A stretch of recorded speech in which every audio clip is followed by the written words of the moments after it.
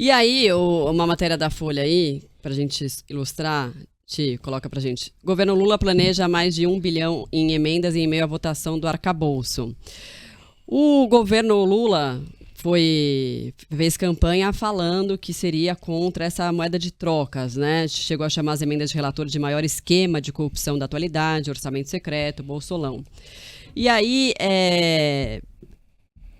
o governo Lula herdou do governo Bolsonaro 10 bilhões que tinham sido travados pelo STF em emendas. Eles têm esses 10 bilhões, aí eles queriam dar uma controlada nesse dinheiro, que podia até ser utilizado para outra coisa, mas queriam controlar esse dinheiro para não ficar nessa moeda de troca. Mas aí viram que não tinha um apoio no Congresso, e aí, claro, a gente não pode fazer essa associação direta, mas, enfim, aí eu jogo para vocês que façam, tô brincando.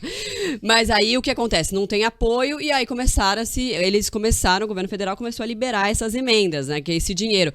E ele pode controlar a velocidade e o tamanho dessa emenda, não é isso? E aí, conforme a necessidade, eu preciso mais que o partido tal me apoie para aprovar o projeto X.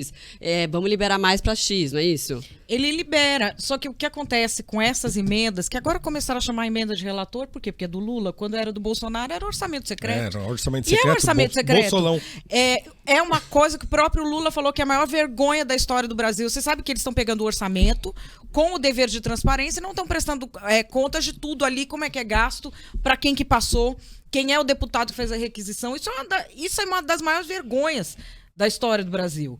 Não a emenda secreta. Sim. Que foi uma coisa que se criou porque o Bolsonaro foi ficando muito fraco com relação ao parlamento e o Lira subiu nas costas dele, porque se o Lira abrisse um processo de impeachment contra ele estava ferrado. Bolsonaro fez lambança que não acabava mais. Aí ele cedeu o poder pro Lira de ter essas emendas. Que o Lula falou que era a maior vergonha, a única promessa de campanha do Lula foi acabar com essas emendas. Sim. No dia que ele prometeu, eu tenho minha coluna no UOL, tinha na época uma live diária no UOL, e eu falei, ele tá mentindo. Porque para ele governar, ou vai ser orçamento secreto, ou vai ser mensalão de novo. Ele não tem. Não tem como. Ele não tem. Por quê? Ele tá muito fraco, ele não tem maioria. Metade do país não aceita esse governo.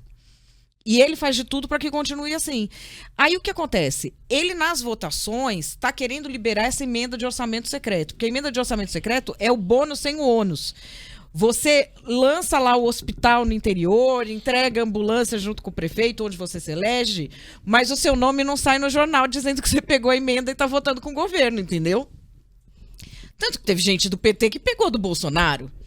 E depois vazou e ficaram sabendo. Então, essas emendas valem muito para esses deputados. O governo geralmente usa isso como moeda de troca para ter voto. Mas o Lula já usou na das fake news e deu errado. É um governo que está tão fraco que nem com a emenda está conseguindo. Na das fake news foi 1 bilhão que eles liberaram aquela noite. Liberaram 1 bilhão para negociação. Nem assim conseguiu aprovar. E aí, o que acontece? Não adianta só dar emenda quando você tira poder do parlamento. Tem 2 coisas que o Lula fez que vão travar todas as negociações. A primeira é o marco do saneamento. E a segunda é a Eletrobras. Por quê? São discussões longas do parlamento que já estavam acabadas e que ele vem querer mexer à canetada, passando por cima do parlamento. Isso vai virar um cabo de guerra com qualquer coisa que ele for votar. Se ele insistir na Eletrobras do jeito que ele está insistindo, ele vai tomar o chocolate em tudo que ele puser lá, mesmo com emenda. Então, assim, a negociação... O Lula está agindo com o parlamento como se a gente vivesse em 2003 e ele fosse uma unanimidade nacional.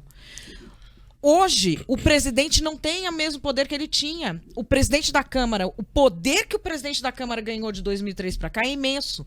Ele está agindo como se estivesse lá atrás e como se ele fosse uma unanimidade. Então, assim, vai querer liberar as emendas? Vai. Vai dar certo? Não vai. Não vai, porque só a emenda não segura. Não tem jeito. Não, e Arthur Lira também não tá muito amigo, né? Assim, eles estão numa relação bem difícil, diferente com o Senado, né? Do Executivo com o Senado. Você tá com todo o poder na mão, né? Então, assim, ele manda naquele negócio todo. Assim, mais uma vez, o parlamento tá mandando o Lira, no país. você tá falando. Lira, sim. Né? Então, eles tem tudo na mão. Pra que ele vai ceder? Não vai ceder. Então, eles vão fazer com o Lula o que eles fizeram com o Bolsonaro. Sim. Né? E assim, com a diferença do Lula estar mais enfraquecido do que o Bolsonaro estava, né? E do Lula ter um tipo de... ele é pretensioso como o Bolsonaro não era. O Bolsonaro era burro, tosco, tal, um monte de coisa.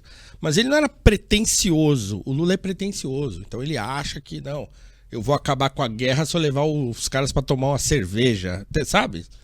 Então assim, ele tá meio o alienista no jogo, né? Falando de dentro de um hospício. Ah, tá, vou fazer acontecer. E os caras estão olhando pra cara dele e falam assim, amigo, não vai fazer, entendeu? Nós queremos grana. Tem grana? Ah, libera a grana, libera aí esse monte de dinheiro. A gente vai pegar esse dinheiro, vamos mandar pra onde a gente quer. E a gente não é obrigado a atender o que você quer. Mas aí assim. como um governo tem que ser forte o suficiente hoje em dia aqui para não ter que se render ao Congresso? Não, o Congresso, o governo tem que se render ao Congresso, porque o Congresso representa mais o Não, povo mas do não que o virar, executivo. não virar que nem virou o Lira no final do governo Bolsonaro. O Lira não, né? O Congresso no final do governo Bolsonaro. Que virou aquela coisa do executivo estar completamente submisso, né, ao Congresso. Não mudou nada. Eu acho que essa não é uma coisa que se muda rápido. Precisa reforma política, um monte de coisa que precisa acontecer para que essa lógica se enfraqueça. Né? E isso não vai acontecer agora. Eles falam que é a espécie do primeiro-ministro, né?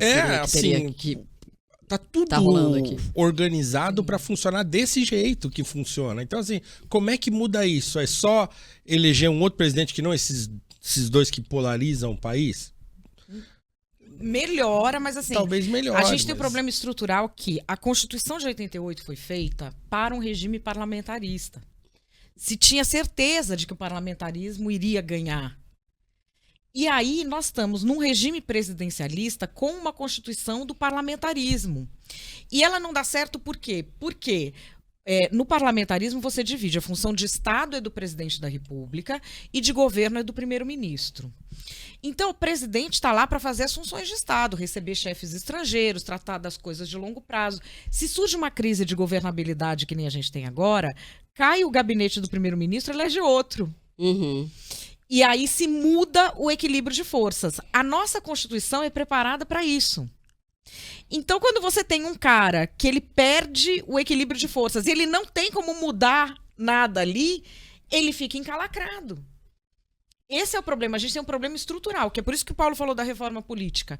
Uma reforma política poderia corrigir esses problemas.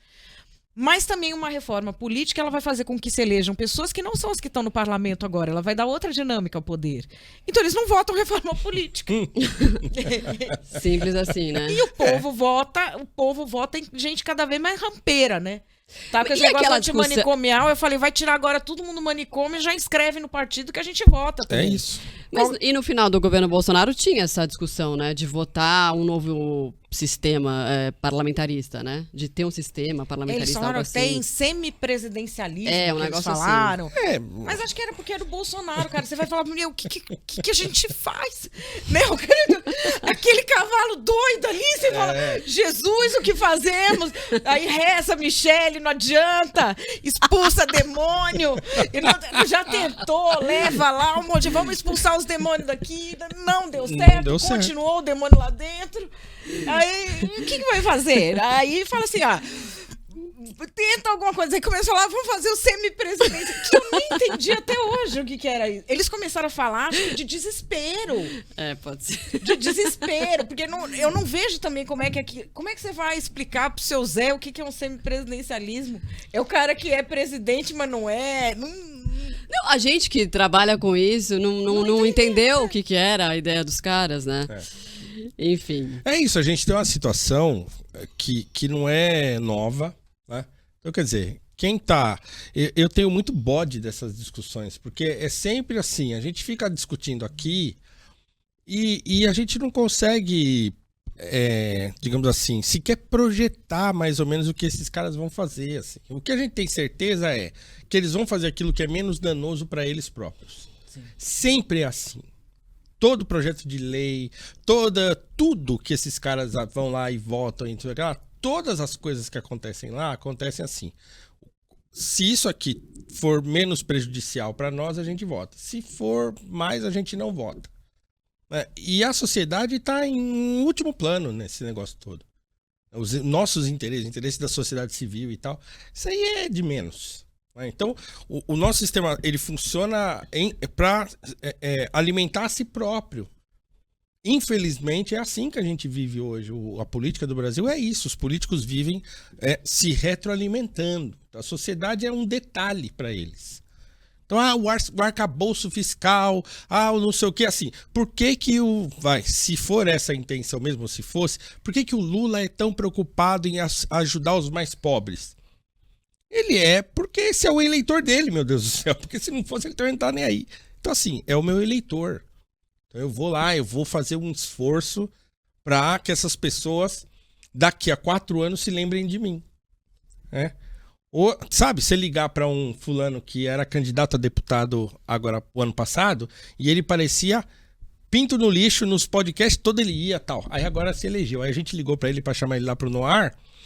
Então eu não tô indo não em podcast agora, sabe? O clima tá muito quente. Então é assim, aí eles começam a se proteger porque eles têm 4 anos para ficar... Põe um pouquinho para cá, põe um pouquinho para lá, põe um pouquinho para cá. Aí daqui 3 anos e meio ele aparece de novo. Lembram de mim e tal? Então é muito triste que a gente... É o chamado político Copa do Mundo, né? Exatamente. É político Copa do... Tem uma música do Bezerra da Silva... O candidato Caô, que ele sobe o morro sem gravata, fingindo que gostava lá do pessoal. Aí, tipo, vai tomar passe no terreiro, come em lata de goiabada, tudo não sei o quê. Dia seguinte da eleição, manda prender, o pessoal bate, prende. Tira esta pobraiada. Você lê o Lima Barreto, tá tudo lá. Você lê o Machado de Assis, tá tudo lá. E assim, é a mesma coisa hoje ainda. Então, é fogo, né? Então a gente precisa ficar, pelo menos assim... para não jogar um balde de água fria total, acho que a nossa função, enquanto gente que está no debate público e está tentando trazer um pouco de informação, é falar para as pessoas, gente, assim, a gente tem que ficar atento, né? Não tem que ter esperança de nada, esperança que fulano vai fazer isso ou aquilo. Não tem que ser paquita de político. Exatamente. Porque a gente é muita paquita de político. O político tá lá fazendo o que for, a pessoa tá lá com o pompom só defendendo. Não tem que se apaixonar por político, não tem que brigar por político, não tem que defender político. Quanta gente que tem... Hoje em dia tem gente que brigou com a família, brigou com os amigos por causa desses caras. Daqui a pouco sai uma chapa Lula com Bolsonaro de vice. Eu quero ver a cara desse povo. Nossa, ia ser bom, hein? Ué, não saiu Lula com Alckmin? O Alckmin não era nazista? Mas o que aconteceu? Não aconteceu nada. Todo mundo se adequou, todo mundo tá bom. Então. Taparam o narizinho assim, aqueles mais assim, taparam o narizinho, foram lá e meteram o 13 na urna e vamos que vamos, né? Então, assim... essas emendas, voltando ao assunto principal, né? Essas emendas aí, elas vão ser destinadas a quem, entre aspas, é de direito, e isso não vai garantir absolutamente nada para o governo. Sim. Acho que essa é a verdade. Então, assim, ele vai, mais uma vez, gastar uma grana aí, achando que vai ajudá-lo a se organizar, e a história recente já nos mostra que isso não vai acontecer. E aí ele vai ter que dar mais dinheiro, aí ele vai ter que abrir mais um pouco, e aí até a hora que ele falar, não tenho mais como negociar, aí o Lira vai falar, legal. Aí fica vendido, né? E também é um governo muito sem rumo, não tem um projeto. Não tem um projeto econômico, não tem um projeto que você fala, para onde eles estão indo? O que a gente vê são 2 projetos, um de recriar os programas sociais, o brand, né, do programa social com o nome que tinha no governo Lula. O outro de dizer que ele não é o Bolsonaro. Beleza. Não, tá bom, parabéns. Você não é Bolsonaro, você chama Lula, parabéns, não sei o que. E aí, lindão? E fica essa coisa. E aí o elemento Janja também. Que a Janja é uma criptonita, né, política pro Lula. Porque ela traz esses influencers que todo mundo tem ranço, não ela, mas ela cismou com esses influencers que todo mundo tem ranço. Sempre que ela traz os caras pra ajudar, atrapalha, né? É tipo o cunhado que você chama. Ela é aquela que fala, não, bem, vou chamar meu cunhado. Pronto, empresta um dinheiro pra ele é ótimo. Nossa, que beleza. Não, e eu já tenho escutado falar assim. Essa é boa, né? Cunhado. Eu já tenho escutado falar que mesmo as pessoas próximas do governo estão falando, gente, tá meio demais, né? Vamos tentar dar uma controlada, dar uma segurada na mulher e tal. Porque assim, ela vai que vai, né? Ela vai que vai. Ela assim, assumiu então, um protagonismo muito importante assim, ali, e né? é um Sim, mas pseudo-protagonismo. não é? Primeiro que assim, mas protagonismo dona de casa dos anos 50 que quer ir na firma do marido. É esse o protagonismo dela. Porque ou você é feminista ou você é primeira-dama. Não dá pra fazer as duas coisas. Primeira-dama é um cargo... Você sabe que a primeira mulher a ser chamada de primeira-dama não era a esposa... É um presidente solteiro dos Estados Unidos, que eu não lembro o nome, e criou-se esse cargo chamado First Lady para a sobrinha dele cuidar de recepção, disso, daquilo. E na época as mulheres ficaram muito pé da vida, porque First Lady era uma mulher que se destacava na sociedade, virou uma serviçal do presidente. Olha. E depois, e assim, não é um cargo, é uma denominação, porque ela não tem cargo nenhum. Então, assim, ela participa das coisas. Isso para o Lula é um problemão. Porque ela tem direitos, mas não tem deveres. Um ministro que participa de algo, ele tem um cargo. Primeira-dama não é um cargo. Então, assim, um ministro participa de algo, um deputado participa de algo. Isso aqui é confidencial. Você tem N deveres ali, você pode ser cobrado. Ela é o quê na reunião? Ela não tem nenhum dever. Dever de guarda de documento, não tem fé pública. Então, assim, é um problema você ter isso. Eu tô falando, por exemplo, não é nem a primeira-dama. Se você tem uma instituição pública, eu fui gestora no STF, você não pode chamar uma pessoa para se voluntariar a ajudar naquela estrutura. Porque ele, como voluntário, não tem deveres que alguém contratado tem. E você está enfiando essa pessoa na instituição pública que cuida da vida de 210 milhões de brasileiros. Então, assim, isso é um problema em si. E a outra questão é que, assim... essa coisa de fazer primeiro casal é bom assim pra reality show, né? Power Couple. Não, BBB. Mas quando se governa, quem governa é o presidente. Isso que eu tô falando da primeira-dama não é um demérito. Uhum. Eu lembro uma entrevista da Ruth Cardoso falando isso. Ruth Cardoso, feminista raiz, não sei o que, ela falava, olha, pra mim... É uma questão que eu me sinto muito incômoda, porque eu tenho noção que eu abri mão de tudo que eu faço para acompanhar o meu marido. Porque é isso. Você abre mão de tudo para acompanhar o marido. Até porque, o que ela vai fazer que não vão atrás encher o saco? Vão encher o saco de qualquer coisa.